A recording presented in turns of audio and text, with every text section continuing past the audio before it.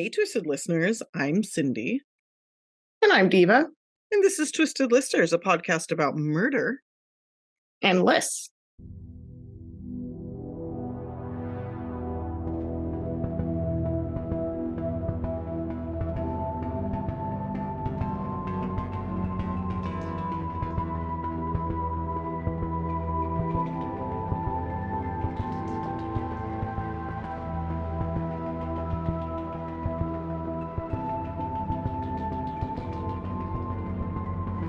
And this is part 2 of people who were murdered while on spring break.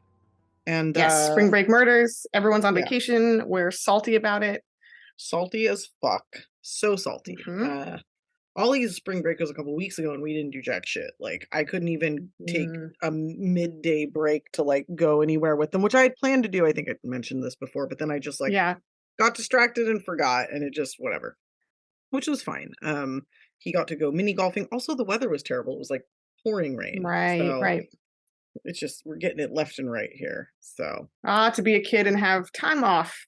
Abundant time off. Yeah. Yeah. I still sometimes think about how I wish I was a teacher because, I mean, not because they get paid well or respected or treated well in any way, shape, or form, but you actually do get some time off, which is kind of nice. But you make up for it by working 80 hours a week during the months that school is in. So for like poverty wages. Yeah, for literal poverty wages. And then you have to buy your own school supplies. So never mind. It's insane. All the love and respect to teachers. But yeah, it would be nice to have like a month off. But that'll happen someday. Anyway, we have not been promoting ourselves at the beginnings of these because I've been lazy and I apologize. You guys should join us on Patreon. It's patreon.com/twistedlisters. TikTok, it's just @twistedlisters. If you'd like to join us on Instagram, I haven't posted news updates in the last couple days, but I will get back to it. You can join us there at Twisted Listers PCast. If you'd like to check out our website, you can do that at twistedlisterspod.com. And if you want to send us case suggestions or just say hello, you can email us at twistedlisterspod@gmail.com. Please, please, please like, rate, review, share with your friends. Help our little podcast grow. We're making some moves. We'd like to make some more. So please. Your support is appreciated. We love you. So I'm going first, right? Yes. Okay, because you went first last time. Anything else to talk about? I don't know. No. Happy Easter is now the time where I say, I'll say it again next time. It's a dumb holiday. I don't really celebrate it, but I will make a ham. I don't do ham. I don't like ham. But I'm glad you're going to do it. I bet yours would be an exception. I would love it probably because I like everything you cook. So I'm also going to make a glorious Italian Easter pie with like spinach and ricotta and stuff. So I'll tell you, I should give you the recipe. Yeah, it's really good. That sounds amazing. I made a chocolate cake yesterday. I made 2 actually. It was so fucking good, dude. Like, I can't even tell you. I had it for breakfast this morning. Sounds good. What kind? Like really dark chocolate or like German chocolate? No, I just did a plain chocolate. Standard? I saw some with like espresso powder, but I can't do that shit because I can't handle caffeine.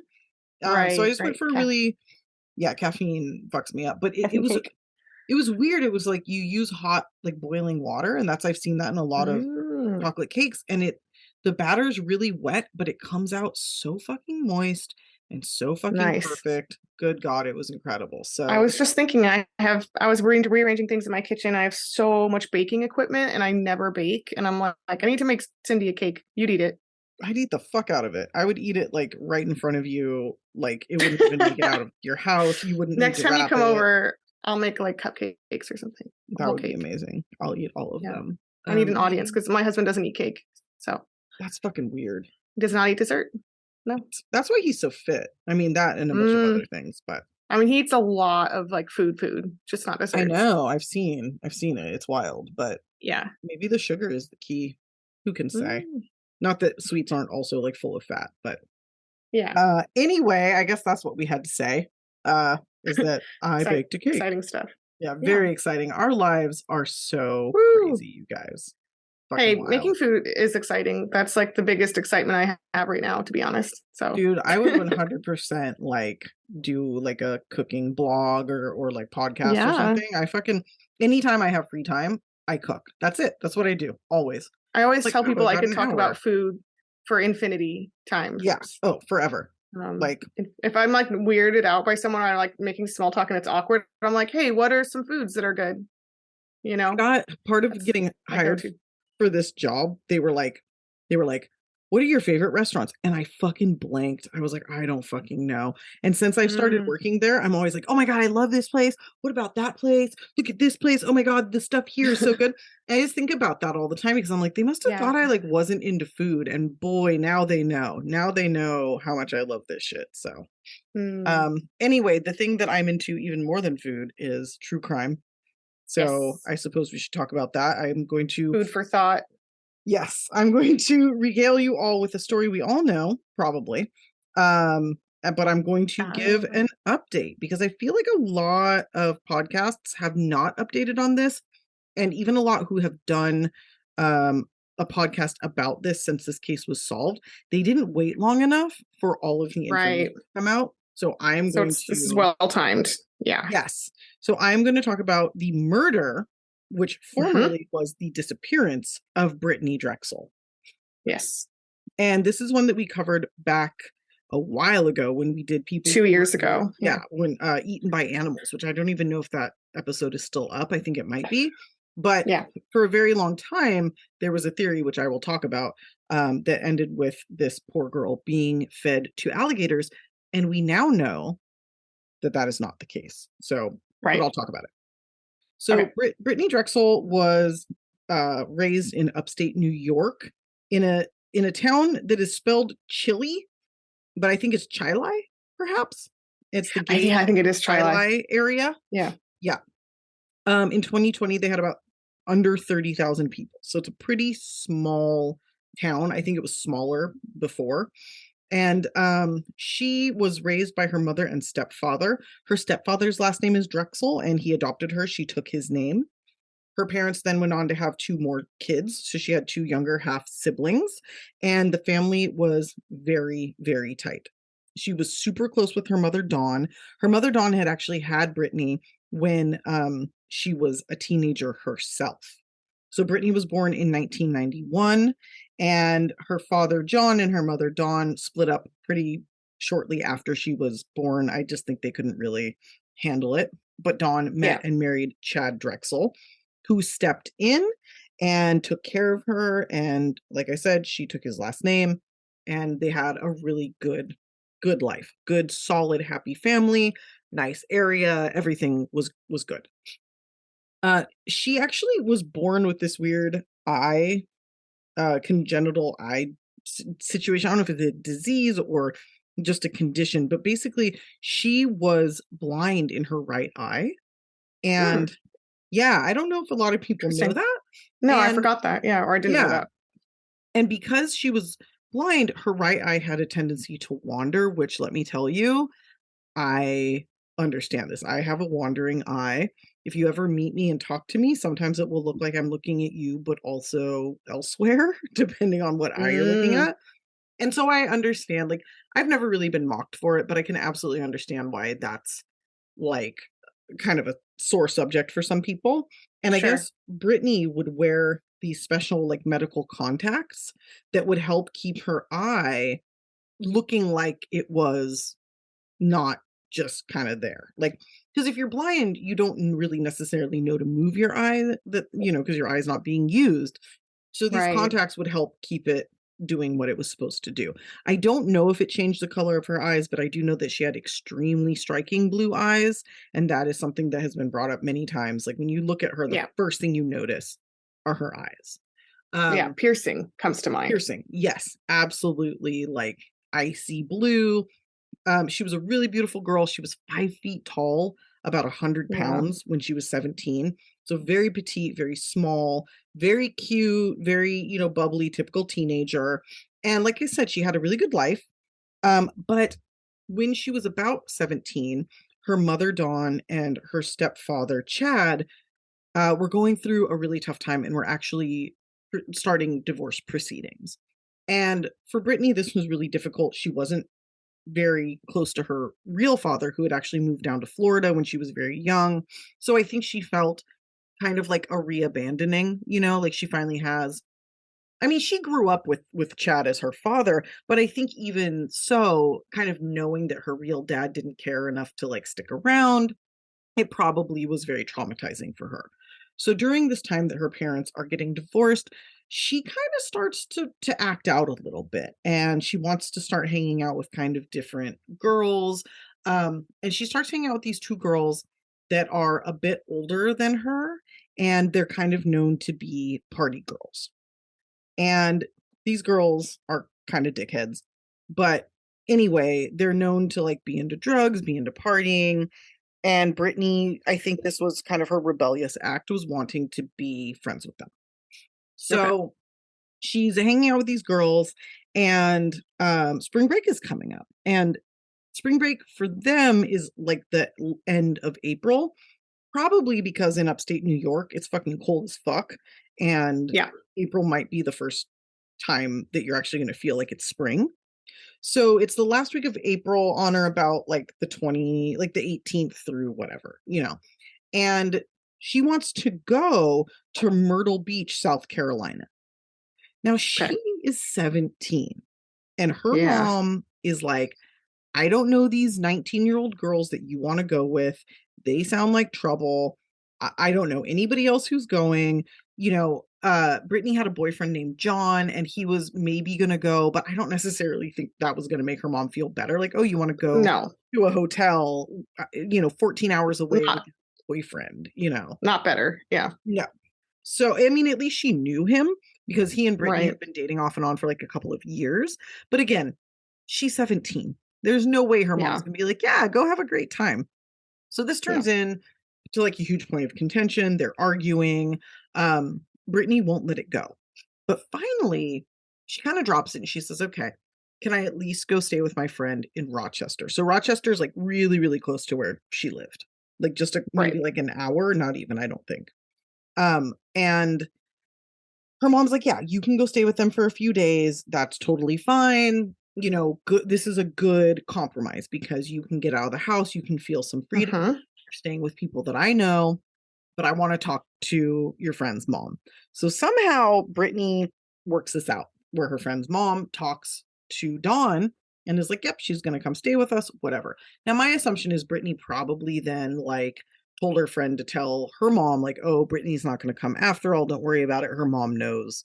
And that was it. Meanwhile, Brittanee sneaks off with these two girls and a ton of boys, like a gang of dudes went with, and goes down to Myrtle Beach. And they drive. And this is a 14-hour drive. So she takes off on April 22nd, I believe. And they get down to Myrtle Beach, I think, the next day.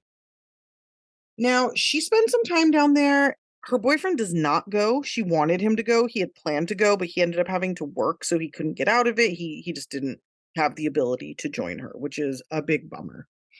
But she is down there with this guy, Peter, who she's been friends with for a few years. She does know some people. So it's not like it's all new friends, but it's like almost exclusively new friends. And pretty much right away, Brittanee's like, I'm fucking miserable. Like, these girls are being assholes to me. They're treating me poorly. And I just want to say, like, when I was reading about this case, I remember thinking, like, I think part of the reason that Brittanee wanted to go with these girls so much is because they treated her poorly already. And she was like dying to get their approval, right? So that's hard. You know, when you're 17 and you really want to be accepted by a group. So when her mom told her no, it probably felt like the end of the world. You know, it probably felt like even if they're shitty people and you realize it later, you still like want to be accepted more than anything at that age. Yeah, and you're like, I don't want to be like a social pariah. Like, I really want to be accepted by this group. And the worse they treat you, the more you work for it. And that's like just one of the fucked up parts of like growing up and trying to find your way in social circles. And when I read about this, I like felt it like personally. Like I had a couple girls that treated me that way. Not for very long. I very rarely was like trying to gain the approval of others, but there was a point in like junior high where that happened. And I just like really connected with like her feeling. Like, I understand why she was so mad at her mom. I understand why she did whatever she could to go. Like, at that age, it feels like the most important thing in the world, you know, like getting that approval and doing these things. So anyway, she's down there and these girls are treating her like shit right away. And right away, she's texting her boyfriend, John, and she's like, I'm fucking miserable. They're being super mean to me. I don't want to be here anymore. I just want to come home. And he's just like, I'm so sorry. I wish I could be there. But, she's 14 hours away. He can't like come pick her up, Right. That's a long ass drive. And so he keeps just telling her, like, try to have fun, do whatever you can to have a good time. And she does. She tries. She goes to this other hotel where this guy, Peter, is staying. And they hang out. They try to have a good time. They actually go out, I think, on the night of the 24th. And she ends up like leaving her flip-flops in his car. So the next day on the 25th, she's still having issues with these girls. They're being really shitty to her, picking on her, making her like the butt of all the jokes. And she borrows a pair of shorts from one of them. And she's like, I'm going to go get my flip-flops, from Peter. I'll be back. I'm just going to go pick them up and hang out or whatever. As soon as she leaves, this girl, her name was Jen, is like, hey, I want my shorts back. And she had let Brittanee borrow them like that day, maybe like an hour before, waits till she takes this like 15-minute walk all the way to this other hotel, and then is like, hey, come back and give me those. I've decided I want to wear them. Yeah. So just like another situation where she's being picked on. These girls are just making problems, like making her life just being difficult. Inconsiderate of her. Yeah. Yeah, so they already know she's walked all this way. It's almost 9:00 at night when she's walking there. I think it's like just after 8, and she's walking to meet Peter. And as she's walking, they're basically like, get your ass back here and give me my fucking clothing. And it's like, what the fuck? So it's just stupid. It's just that kind of thing where they're just picking on her for no reason. So she's with Peter and she gets these text messages like, okay, I'll come back, whatever. She's fucking pissed. She tells Peter she's going to leave and go walk all the way back. Now it's dark outside. She doesn't know anybody. It's Myrtle Beach. And this guy just lets her go. He doesn't give her a ride. He later says that he like offered it and she was like, I'm fine. I don't want to ride. And so he's like, fuck it, whatever, And this is a friend he's had for years. And she's 17 and she's 5 feet tall. She's not even 100 pounds. And he's just like, have fun walking the mile back to this other hotel, even though I have a car and could give you a ride. I'm sure they were all drinking stuff too, but like, these people are young and stupid, but like, God, I can't say it emphatically enough. Don't let young women, any women really, or walk back to places alone at night. Or even in the day, I hate to say it. Like, if you have the opportunity to walk somebody to wherever they need to go, fucking take it or drive them or whatever. Like, figure it out. No. Especially, like, there's no excuse for this. So when this happens, it's about 8:48 p.m. It's August 25th. I actually have a bunch of text messages between her and April 25th. April. I do that in my life. I mix up April and August like all the time. It's fucking weird. Yeah, I don't know what's wrong with my brain. So it's April 25th. I am actually looking at this like log of text messages between her and John, her boyfriend, and her and Jen, this asshole. And basically she's arguing with Jen, but trying to be nice. Like, you can tell that she is trying still to kind of win Jen over. But then when she's talking to John, she's like, these girls are fucking assholes. I'm so fucking heated. I just want to come home. And he's like, what's going on? At 8:55, she's like, I'll tell you later when you call me. I'm so heated. And he's like, are you going out tonight? Don't let your last night be ruined. Seriously, just for me, just try to enjoy yourself. You deserve it more than anyone I know. So this is her last night. And she's like, no, fuck that. I'm staying in, packing, and going to sleep. I'm just going to, she's basically like, I'm going to get up early in the morning and just fucking get ready to come home. Yeah. So at 8:58, she sends that text. At 8:59, he writes back, why, baby, with a frowny face. At 9:05, 2 question marks, why, boo? 9:06, are you back from Myrtle yet? 9:15, babe, I'm concerned about you. Let me know what's going on. Okay. I don't want you out alone if your friends are being dicks, but I also don't want you to ruin your last night there. 9:21, are you safe? Then, I think at some point, at 10 p.m., I'm calling your mom if I don't hear from you in 10 minutes. At 10:09, I'm calling your mom. Where the fuck are you? Yeah. So nobody knows where she is. Her boyfriend, John, reached out to Jennifer, reached out to other people who were at Myrtle Beach. They all start texting her. And this boyfriend, he's awesome. He calls her mom and he's like, hey, yeah, I know you don't know this, but Brittanee is in Myrtle Beach. She lied to you about where she is. Here's who she's with. Here's where she's staying. And Dawn loses her fucking shit. And I mean, can you fucking imagine as a parent? That's insane. Thinking your kid is at the beach in Rochester, like an hour away with not even an hour, with like friends that she knows. And then to find out she's lied to you, she's gone off with these fucking people, and now she's fucking missing. And the thing is, John knew something was up because they were like speed texting each other, and then it just stopped. So now Jen's texting her other friends that are there. This guy, Ryan, some dude named Louie, a bunch of other people are reaching out to her. Alana, the other girl that was there, you have us worried. If you have your phone or something, send me a text, send me something we think you're missing. So these are all at like 10:20 p.m. So it's been about an hour, not even an hour and a half since she's gone missing. She's not answering her phone, but her phone is on. So it's ringing, but not being answered. The text messages are not being answered. And that's basically it. Her family comes. They start passing out flyers. Her mom fucking moved to Myrtle Beach and started trying to find her. They couldn't file a police report because none of them were there. They're 14 hours away. They had a friend just a few hours away, and he came down that night and filed a police report. So then the police started getting searching for her, looking into what was going on. So that's kind of it for the night. They start passing out flyers. Yeah. None of the friends help. Alana and Jen this day have never spoken to Brittanee's mom. She has called them. Oh my God. She has texted them. They fucking ignored her.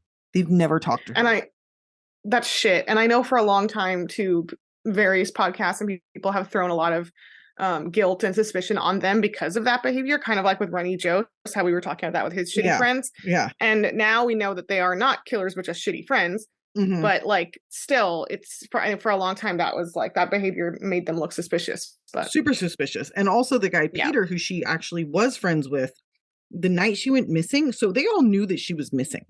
And I think they all had a feeling, I don't know how, it's obviously suspicious, that something really bad had happened, because all of the guys that she was last at that hotel with checked out at 2 a.m. that night. And just left. Like with Rennie Chose. Mm-hmm. And Peter, the last friend who saw her alive, who didn't give her a ride, went home, lawyered up, and refused to cooperate. So very, very suspicious. And the fact that, this didn't get solved for 13 years means that he was suspicious as fuck for 13 fucking years, essentially. Yeah.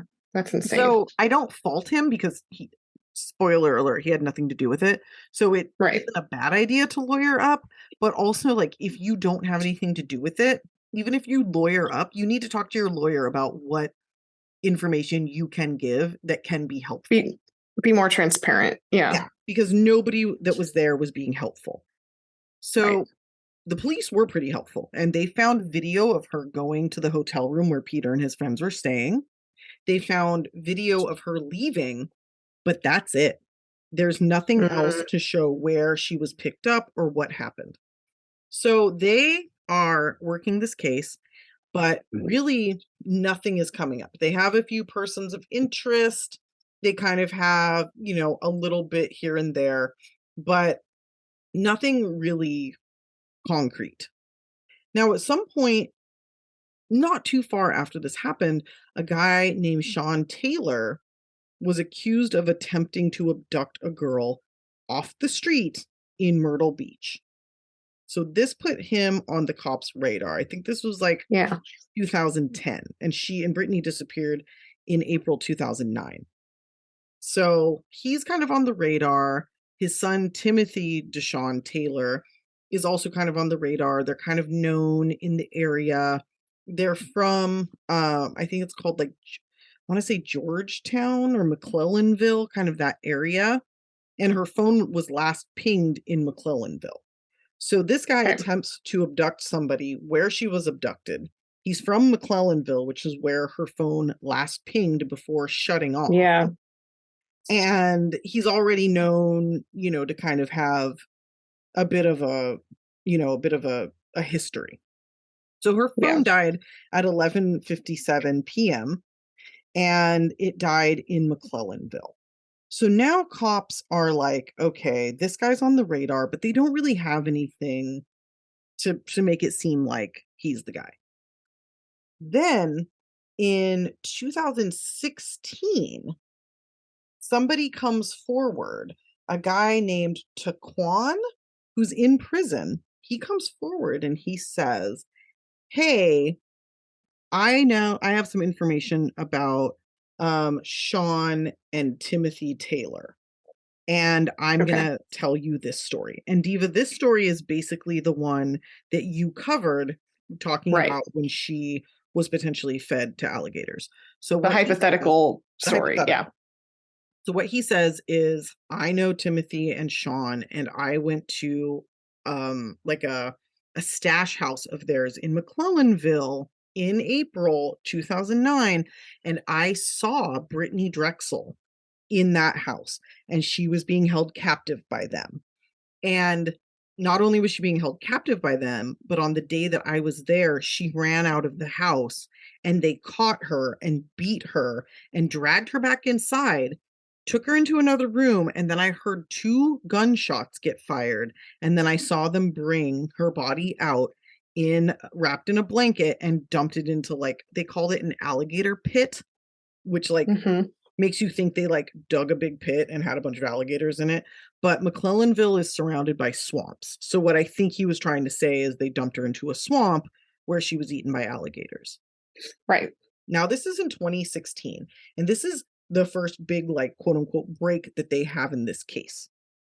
And so they start looking into this, and they start looking into Timothy. And Timothy had actually already gone to prison briefly for a robbery, like a bank robbery that he'd been a part of. And he had been given like a juvenile sentence and released. And now, so I guess the state had charged him. And the FBI and the federal government wanted to get him to cooperate in this Brittanee Drexel case because, of course, they wanted to solve it. The FBI is involved. The parents are still like, what the fuck? It's been 5 years. It's been 7 years at this point. So they tell him, we're going to recharge you for the same robbery that you were involved in, which is like double jeopardy. But apparently there's a loophole where the federal government can jump in if they don't think that the person who was guilty was given a harsh enough sentence. I guess they can like resentence them. So they're basically like, if you take a polygraph, we'll give you another sentence, but it's going to be like 10 years instead of 20. So he's basically got his back up against the wall. He's maintained his innocence the entire fucking time. He takes this polygraph. They ask him, like, did you ever, rape her? Because this guy said you were sexually assaulting her. And he's like, no. Did you have her in this stash house? No. Did you murder her? No. And apparently during this polygraph, there were signs of deception. Okay. And it's like, this is why we don't trust polygraphs, because spoiler alert, once again, this guy didn't fucking do it. But the FBI comes out guns ablazing and they're like, we think that she was held for at least, a few weeks before she was killed. We think that she was trafficked. We think that she was tortured. We think that she was eaten by alligators. They literally just have this one guy telling them this. Just saying it. And then like a sketchy polygraph. And this is like the story they're running with. And Brittanee's family. Oh, go ahead. No, I was going to say, and this is a story that a lot of podcasts, including us, go with. Is like, well, this is our only option because we don't know anything else. We don't know anything else. And Brittanee's parents, understandably, were like convinced that Timothy and Sean had done this. They were just like, these guys are pieces of shit. We just need to get more evidence. And meanwhile, this family, these guys, they're like, yeah, we're not perfect, but like, we didn't fucking do this, right? Like, we didn't fucking do this. We're going to continue to fight this. So in 2019, even though he was given like this 10-year sentence, a judge was like, fuck this, we're letting him out. He did another 319 days extra over what he'd been given previously and was released. Meanwhile, I mean, this guy's name is getting dragged through the mud.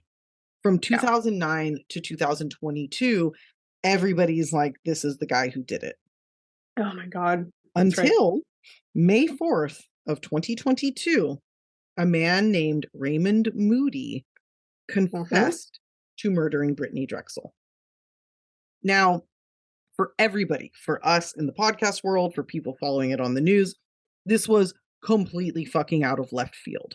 Yeah, huge news. Huge news. And the way the police and the FBI announced this and acted like it was out of nowhere, the way that they were constantly going after Timothy and Sean Taylor, you would think that they had no eyes on this guy. But in truth, they had been quietly investigating this man since 2011. I didn't realize that. Yes, he had been on their radar as a potential suspect in her murder since 2011. And the reason for this is because on the night she went missing, they had video that showed a girl that they thought might be her getting into a car and driving away. And the car that she got into belonged to Raymond Moody.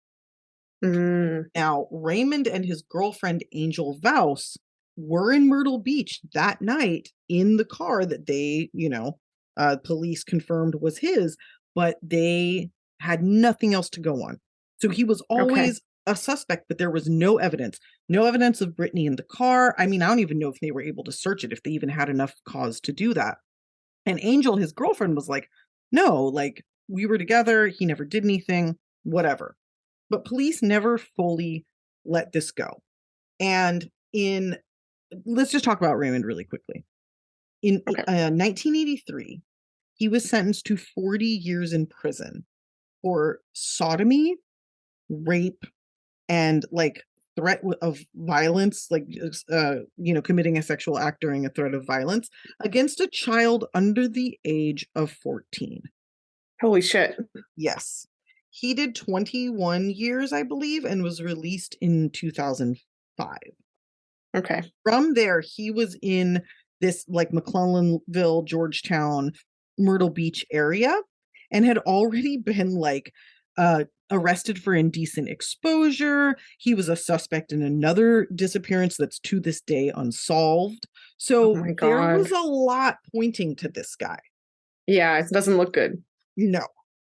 And even as recently as 2019, the FBI is talking about how they're positive that Brittanee had been held for a long time before being killed and blah, blah, blah, blah, blah. In truth, they didn't know that at all. They had no fucking clue. So they had taken Angel in for an interview previously, and they couldn't get anything out of her. This is Raymond's girlfriend, but they felt that she was being deceptive. They felt that there was something there. She had mentioned that Raymond was, abusive. She mentioned that he had like a dark side to him. And so they kind of waited. They kept circling the couple. And finally, they convinced Angel to, I think, wear a wire. And the conversation that she and Raymond had then allowed the police to get a search warrant to search his apartment. Wow. They did not find anything, but he got scared enough that he went ahead and came into the police, to the station, and turned himself in and admitted to everything. That's bananas. That's so rare. Yes. Yeah. Now, a lot of podcasts jumped on the opportunity to cover this case right then and there. So a lot of them will tell you, oh yeah, Raymond Moody did this, but they don't know why or how. Luckily, we waited long enough, so I have a little more information. Yeah.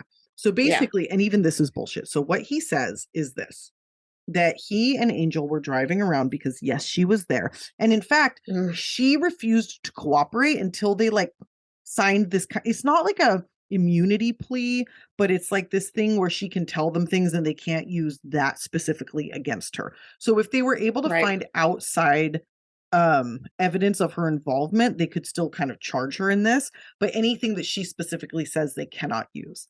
So she finally, after Raymond admitted to it, like confessed, she started cooperating and she signed this deal and then started cooperating. So what he says is that on that night, they were driving the strip, kind of looking at people. I think they were probably hunting, but he says they were just people watching. Sure. And they see Brittanee walking by herself. He says that they pulled over and called her over to the car. She walked over willingly. He's like, hey, you want to go smoke some weed? We can do some blow. I have drugs. Like, come hang out with the two of us. And he said she willingly got into the car. Nope. He then says that they drove to a campground where they smoked some weed and hung out. And then Angel had to leave because her son called and needed her to bring him a pair of keys for like a car. So Angel leaves for a little while. And during that time, Raymond attempts to convince Brittanee to have sex with him. When she says no, he forces her through, threat of violence to get undressed. He rapes her, and then realizing that if she goes to police, that he'll go back to prison, he manually fucking strangles her to death. He then hides her body in a bush, and when Angel comes back, tells her, oh, she, her friends came and picked her up. She left, whatever. He then goes home with Angel and comes back later and buries her body in a 4-foot deep grave, which he then led police to, and she was there. Angel corroborates this story, saying, at first she denied she had ever even seen her. She denied ever meeting her. Once she signs this paper, she's like, yeah, I saw her. I had to go home and give my son keys. When I came back, he told me she had left. And they're basically like, why did you lie to us for so long and say he'd never seen her, you'd never seen her? If that's really what happened, why wouldn't you immediately come forward and be like, holy shit, obviously my boyfriend fucking murdered her. So police and the FBI are completely 100% certain that she was involved in the murder of Brittanee. Yeah. It's pretty obvious that Brittanee did not willingly get into the car, because if her phone was on for an hour and a half and she'd just gone to smoke weed with new people she just met, why wouldn't she be returning those texts? Right. Yeah. Like it doesn't or telling people that she was doing that. Yeah, exactly. She was fucking abducted by the two of them. Yes. They probably called her over to the car and she went over because there was a woman inside, which is like the oldest trick in the book. And then they fucking snatched her and drove her against her will while she was probably kicking and screaming to this campground where God knows what the two of them did to her. Took her phone, potentially. Yeah. And the only way that she got in the car, like willingly for a nanosecond, I could see is if they offered her a ride down the street and because she felt comfortable, maybe because there was a woman, right? Yes. And then she was like, she didn't want to walk and she took the ride and then she got abducted right away. Yeah, because this campground was like 35 miles away. There's no way she's just like chilling in the car, not texting anybody as to her whereabouts for that entire time. It's a ride maybe, but not like, hey, I'm a strange old man. Do you want to go smoke weed in a field? Like, no. Yeah, I mean, at that point, he was like in his mid 40s and she's fucking 17 years old. There's no fucking way. No, you know what I mean? No. Yeah. So even if she did get in the car willingly, it turned into an unwilling situation basically immediately, because otherwise, if she still had control of her phone and her body, she would have been texting her boyfriend back. She would have been texting her friends back, but her phone was on, it was ringing, it was receiving text messages, and nothing was getting sent back because she was a captive. Right. So I think this Angel person also, she came out right after he'd been arrested, but before she'd like told her story and was like, I never saw this side of him. He was a wonderful man. And it's like, you're a fucking liar. So October of 2022, he was given 30 years for the kidnapping, I think, and the rape, and then a life sentence for the murder. Angel to this point has not been charged because, like I said, they can't use her statements against her. And apparently there's no other evidence that puts her at the scene of the murder. So this bullshit narrative where she just left and had nothing to do with anything, which I will say that Raymond was very adamant about, which means it's bullshit even more. Yeah, for sure. That's all we can go on. So he's in prison for the rest of his miserable fucking life. And very unfortunately, she is not. And that's kind of where we're at right now. But I know, Brittanee's family is really happy to have some sort of closure. They have her body so they could, bury her. But a pretty fucking crazy case. And Timothy Deshawn Taylor's mother came out and spoke on behalf of her son. And this was 2022, and she was extremely upset, and her voice kept cracking, and she was like, our lives have been fucking ruined, and like we feel for the Drexel family. I cannot imagine like losing a child. Yeah. And she was very gracious in putting them first and talking about them first, but then saying, our lives have basically been ruined by this.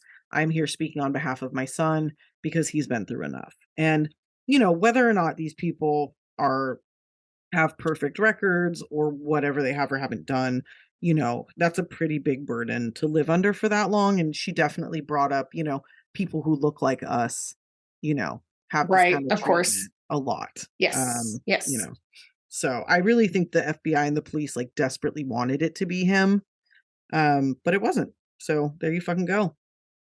Oh my God. So that's the story. Wow. The update. Wow. Very good job. Very thorough. It was, such a horrifying, it was like we went from one horrifying possible story to like, oh, well, just as horrifying. Yeah. like it's almost worse, Yeah. Different people, different set of people, but equally horrible nonetheless. Yeah. Yes. Yep. Oh my God. Okay. Well, I'm going to bring us home here on this topic with one of the most disturbing cases ever. Good. I remember you said that. Yes. You said this many times, and you said this like last week, and last week was fucking horrifying. So I'm just like not even sure what to expect at this point. This is pretty horrifying. This is pretty high on the scale. So whenever something really bothers me and I keep thinking about it, I'm like, oh, I have to do it. So this is, and it's a different kind of spring break murder. This is the case of Angelica or AJ Hadsell. Okay. This happened in Norfolk, Virginia in 2015. AJ is 18 at the time. It's her freshman year at Longwood College in Farmville, Virginia. Okay. The game. She was a softball player and a really great student. She had a little bit of different rotating stepdads here. She never knew her biological dad. One stepdad leaves the picture, which I'll mention him at the end. Mm-hmm. And then her mom marries this guy, Wesley Hadsell. She also had two half sisters who were the kids of the previous stepdad. Oh. So a bit of a mixed family. So AJ was officially adopted by Wesley, and she took his last name, obviously. At this time, AJ was going through a terrible breakup with a boyfriend, and her stepdad, Wesley, had also just started using drugs. I think, again, like a return to drugs. That's rough. And as a result, her mom kicked him out, and he was staying at a nearby hotel. So AJ was really hurt by this and upset. So it's kind of a chaotic time for her. Fair, and just a note about Wesley, he had actually been convicted 10 times for things like breaking and entering and robbery.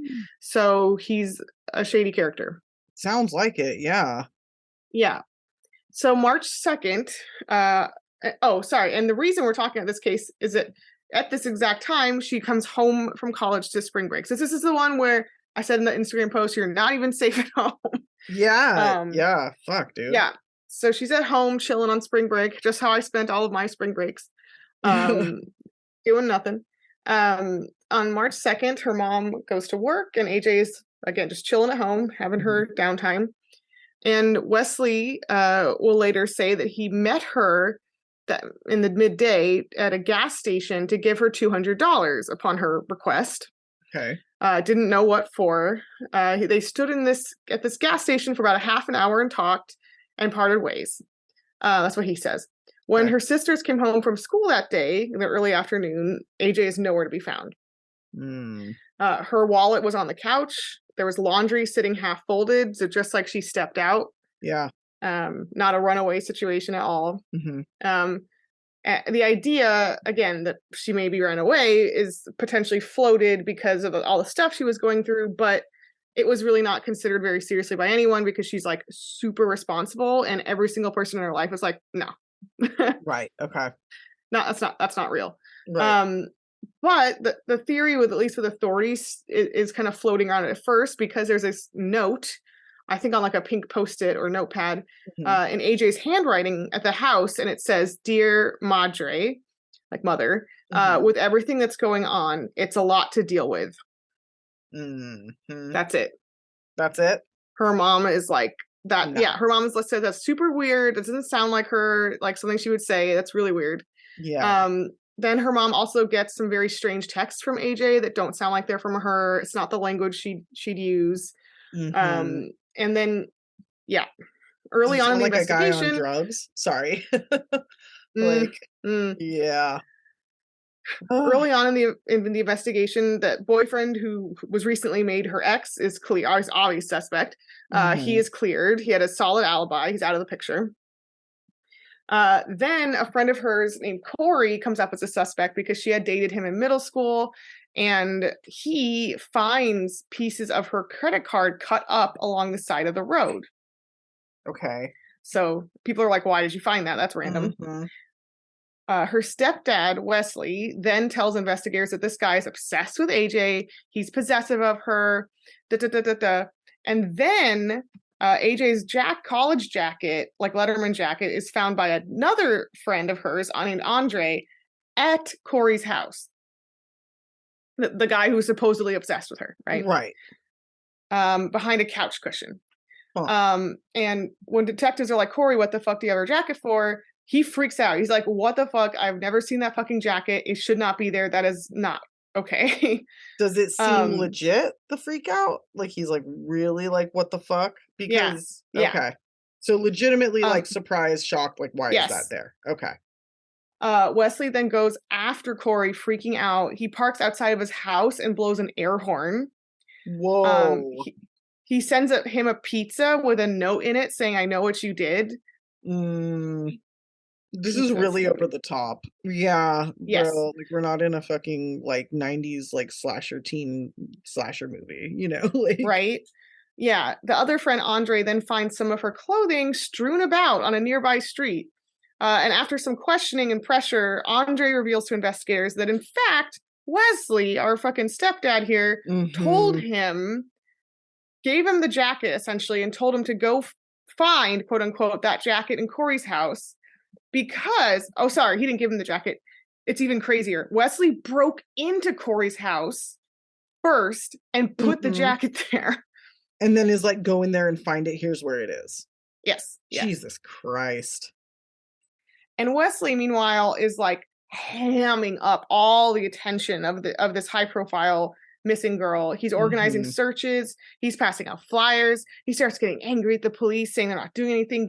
He's giving interviews. He's continually inserting himself in the investigation. He's finding tips that he demands they investigate, just like wasting their time on bullshit all the time. Yeah. And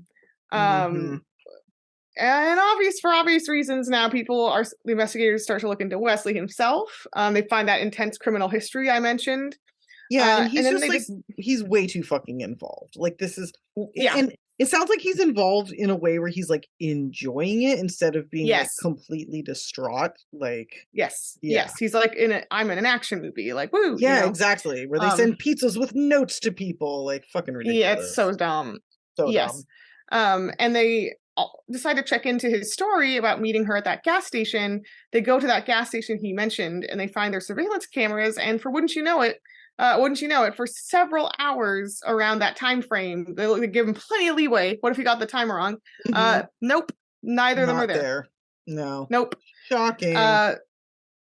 So police actually arrest Wesley first for breaking into Corey's house as kind of just a way to get him into custody while they figure things out. Totally, yeah. But also because he broke into his house, you know? Yeah. You can't do that. No. So when they search his hotel room he was living in, they find ammo hidden in a vent. That's great. Nice. In his work van, they find a shovel, duct tape, and work gloves. It's all a bunch of suspicious equipment. Yeah. Well, what does he do for work? I guess maybe he needed the gloves for work, but maybe it's all like a bunch the duct tape and the shovel are kind of like when you put it all together. Yeah. When you put it all together, yeah. In his car, or his work van, they also find a GPS device. And they're able to analyze it because it was, doing what GPSs do, tracking his every move. Yeah. And they notice an unusual detour that he took one day to an abandoned house an hour outside of Norfolk. I'm wondering if that detour day was the day that she went missing. It was actually 2 days after, which I'll get into in a second. No, that's even worse. Okay.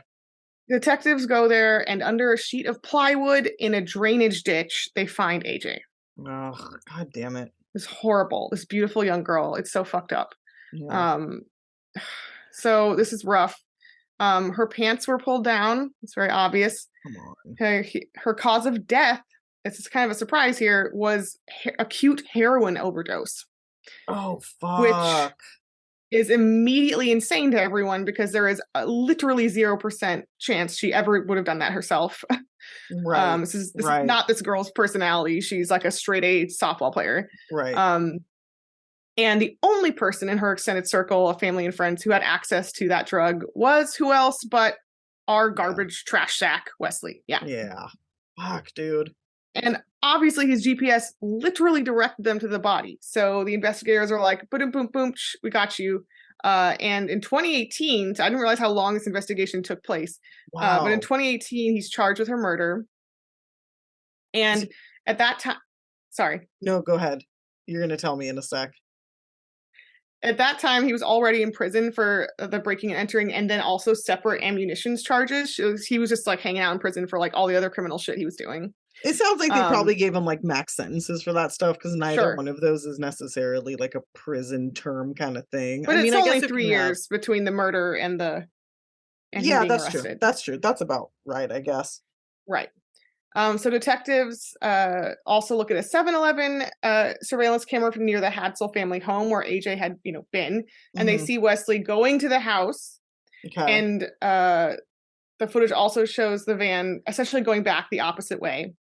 So prosecutors will argue that when he essentially left work in the middle of the day, went to the house, abducted her, and forced her to write that note on the way out. So fucking weird. Yeah. And then he took her back to the motel, presumably, or somewhere where he forced her, assaulted her, and then forced her to take a lethal dose of heroin. For what fucking reason? Because he's a fucking psychopath monster. Like, this is his daughter. Yeah. I know. His fucking daughter. That's like what he's doing to her. Like, okay, listen. I that probably sounded weird that of all the cases, I'm asking why he did this. But here's the thing. When you're a serial killer or a random piece of shit like Raymond Moody, you don't ask why because you kind of already know. Like this guy is like a would-be serial killer. He's potentially killed somebody else that's like a missing person. He has a history of sexual assault. He's just a scumbag. This guy, yes, he has like a criminal history, but this is his family. So normally when you kill someone in your family, it is precipitated by something happening. It's precipitated by, a situation, something. No, this is why this has stuck with me because he essentially does what a serial killer does to random girls, but to his daughter. To his fucking daughter. Yeah. Yes. That's who what's so weird. Had since she was a little kid. This is so He's essentially raised her. Yeah. It's just like isn't that fucking insane? It really is. Like, it breaks your brain. Even if you know true crime, like, this is very, very strange. And it's not like it was one of those cases where someone abuses their kid, like, long term, right? And I was just going to say that. Yeah, because that does happen. They were like a close stepdaughter, and she took his name, and the blindside shock when this is happening, you're like, oh, I guess my dad's serial killing me. Like, yeah, like I'm his first victim out of fucking nowhere. Like, was there any history or signs of like abuse between them? Because that I don't know. I didn't see that. Yeah, because I know like sometimes when that happens, it is like, the abuse ramps up and then it ends up in like a murder. But like for it to just go from like 0 to 60 like that is very fucking weird. If there was abuse, I didn't see it other than him getting back into drugs and leaving. I imagine there was some fighting and stuff, but yeah. I can't imagine that drugs would like make you, like heroin especially isn't going to make you like this weird, violent, like, sexual monster. I don't know, I don't know. That's fucking weird to me. Yeah, no, it's really, really, really. That's why this case like haunted me. I'm like, who does this to their daughter? Like, it's a very unusual type of case. It really and then also to be like so arrogant and smug and like stoked on the investigation. It's like, what the fuck is your brain? Like, yeah. I mean, I'm not this. When you said that she had a string of like stepdads and then the mom landed on this guy, and I'm not blaming the mother at all, not one tiny little bit at all. But it does sound like there's a pattern of kind of not great men being chosen and then whatever happens as a result of that. But it sounds like maybe he just wasn't like a good dude to begin with, and somehow just hung in there longer than the other guys for some reason. I don't know. So the jury will hear also, because he's on trial now, the jury will hear about how he left work at noon that day. He came back 2 hours later, acting quote unquote visibly agitated, and then he left again for the rest of the day. So I'm not sure if she was imprisoned, but the idea is I think she was killed within the first 2 hours. But he didn't dump her body at that location until 2 days later. So where the fuck was she? I think she was just he was just maybe living with her dead body for 2 days. That's fucking crazy. In a motel room. That's so gnarly. At trial, he says all kinds of dumb shit like, oh, that my GPS went there, but I wasn't there. Like the van just went by itself. Yeah, it's one of those self-driving vans. Self-driving. Back then. Yeah. They also pushed a really offensive theory that she committed suicide by heroin overdose, which is like soundly offensive to her family. Yeah. They also they kind of use that she was having some like life stress in the breakup to be like, oh, well, duh, suicide, right? Right. They also try to throw suspicion on her ex-stepdad, who was her stepdad for like a long stretch of time. And the two of them were actually, his name is Zach Hoffer, and the two of them were really close, actually, still had a relationship. And so this accusation just like really wrecked him because he was already upset about, the murder. He's like not a piece of shit. Yeah. No, because he actually considered her like his daughter too. Yeah. In 2022, a jury found him, this fucking Wesley piece of shit, guilty of first-degree murder and a bunch of other charges about concealing the body and weapons and drugs, after only 40 minutes of deliberating. Woo! Love that. Love that. There's just enough time to like sign the paperwork. Okay, like boop, boop, boop, we're done. Basically, fuck you. That's it. Like as fast as possible. Yeah. He gets sentenced to life in prison plus 15 years for the other charges. Okay. At the sentencing hearing, get ready to get even more mad.